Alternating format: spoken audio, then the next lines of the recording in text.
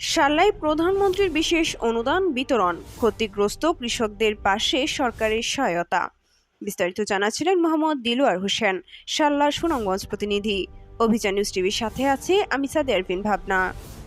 সুনামগঞ্জের সাল্লা উপজেলায় প্রাকৃতিক দুর্যোগে ক্ষতিগ্রস্ত কৃষকদের মাঝে প্রধানমন্ত্রীর বিশেষ অনুদান বিতরণ করা হয়েছে। মঙ্গলবার ৫ মে দুপুর ২টায় উপজেলা গণমিলনায়তনে আয়োজিত অনুষ্ঠানে ২৮৪ জন কৃষকের হাতে এ সহায়তা তুলে দেওয়া হয়। প্রধান অতিথি হিসেবে উপস্থিত সংসদ সদস্য নাসির উদ্দিন চৌধুরী বলেন, ক্ষতিগ্রস্ত কোনো কৃষক যেন তালিকা থেকে বাদ না পড়ে এবং অনিয়ম যেন না হয় সে বিষয়ে সবাইকে সতর্ক থাকতে হবে।